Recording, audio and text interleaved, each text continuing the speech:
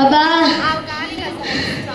దాహం కళ్ళు తిరుగుతున్నట్టుకున్నాయే.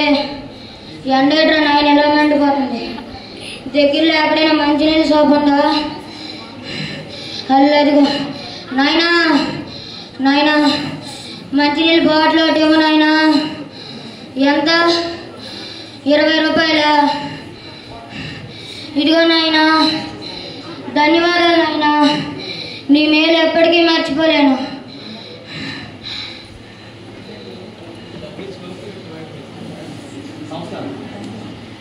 అమ్మయ్య, ప్రాణం లేచి వచ్చిందిరా నాయన. అవును, ఈ నీళ్ళు మిగిలిపోయే దగ్గరలో మొక్కలకి ఎక్కడికైనా పోసేద్దామా? దగ్గరలో మొక్కలు ఎక్కడ ఉన్నాయి? అంత దూరం ఉన్నాయా? నాకంత ఓపిక లేదు. మొక్కలకి ఎందుకు వేయడం, ఎక్కడే పంపేద్దాం. ఓరి బాటిల్ ఏం చేయాలి? డస్ట్బిన్ ఎక్కడ ఉందా? అది కూడా అక్కడే ఉంది. నాకంత ఓపిక లేదు, ఎక్కడ పడేద్దాం. అయ్యో, రక్షించండి, రక్షించండి, కాపాడండి, కాపాడండి. భూమాతనైనా నాకే ఎంత కష్టం వచ్చి పడింది. భగవంతుడా, నన్ను రక్షించు, నా జీవకోటిని కాపాడు. అమ్మా భూమాత, నేను సూర్యభగవానుణ్ణి. ఈ విధంగా బాధపడడానికి గల కారణం ఏమిటి తల్లి? పచ్చగా ఉండే నువ్వు ఈ విధంగా నల్లగా ఎలా మారావు తల్లి? అసలు నిన్ను ఇలా మార్చింది ఎవరు? చెప్పు తల్లి, చెప్పు. అలా చేసింది ఎవరైనా సరే ఉపేక్షించేది లేదు. మీ వలనే అయ్యా, మీ వేడిని తట్టుకోలేకపోతున్నాను. నేనా? అదేమిటమ్మా ఈ విధంగా నిందిస్తున్నావు? కాంతిని ప్రసరించడం నా బాధ్యత. వద్దంటావా తల్లి? సృష్టిని చీకటి చేయమంటావా? కాదులే, నీ కర్తవ్యాన్ని నువ్వు నిర్వర్తిస్తున్నావు. కానీ ఒకప్పుడు నీ వేడిని తట్టుకోగలిగే శక్తి నాకుండేది. ఇప్పుడు అది సన్నగిల్లుతుంది మా మానవుల వల్ల. అంతా నా కర్మ. అవును, నీ చుట్టూ ఈ చెత్త, ఈ పొగ ఏంటి తల్లి? పచ్చకోక కట్టిన పాపాయిలా ఉండేదానివి ఈ విధంగా నల్లగా ఎలా మారావు తల్లి? ఈ పొగ చెత్త వలనే నాయన. నీ నుండి వచ్చే అగ్నిల లోహిత కిరణాలు తట్టుకోలేక గగగగా మండిపోతున్నాను.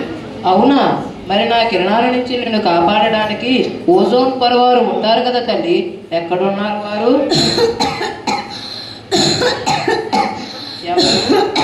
ఎవరది? ఓ, ఓజోన్ పొర వారా? మాటల్లోనే వచ్చారే. చూసారా మీ భూమాతని? తను ఈ విధంగా తయారవడానికి గల కారణం మీరే. నేనా? మీరే గాని మీ కర్తవ్యాన్ని సరిగ్గా నిర్వహించినట్లయితే ఈ రోజు మీ భూమాతకి ఇంత కష్టం వచ్చేది కాదు. మీరు మొదట్లో వస్తున్నప్పుడు దగ్గుతూ వచ్చారు. అసలు ఏమైంది? చిల్లు పడింది సూర్యదేవా. చిల్లేమిటి నాయన? మా మానవుల పరిభాషలో చెప్పాలంటే కన్నం పడింది. దీని ద్వారానే మా భూతల్లికి ఎంత కష్టం వచ్చింది. అవునా? మరి ఆ చిల్లుకు కారణం ఎవరు నాయన? అయ్యో, మళ్ళీ మొదలుకు వచ్చారు. చూడు, మా భూతల్లి చుట్టూ పేరుకుపోయిన ప్లాస్టిక్, ఆ ఫ్యాక్టరీల పొగ, మానవుని విలాస వస్తువుల నుంచి కమ్ముకొచ్చిన పొగే నాకు చిల్లు పెట్టింది. నన్నేం చేయమంటావు? మా భూతల్లిని రక్షించుకునే శక్తి నా దగ్గర లేకపోయింది. అయ్యో, ఎంత కష్టం వచ్చి పడింది. ఈ మానవుడు ఎందుకు ఇలా ప్రవర్తిస్తున్నాడు? నాయనా, ఏం చెప్పమంటావు? అందనంత ఎత్తుకి అడగాలని మనిషిలో దురాశ మొదలైంది. స్వార్థం రంటి వేస్తుంది. అడవులు నరికివేసి ఆధునికత వైపు పరిగెడుతున్నాడు. చట్టాలను చుట్టాలుగా చేసుకొని రాజ్యమేలుతున్నాడు. కానీ ఈ మనిషికి ఒకటి తెలియడం లేదు.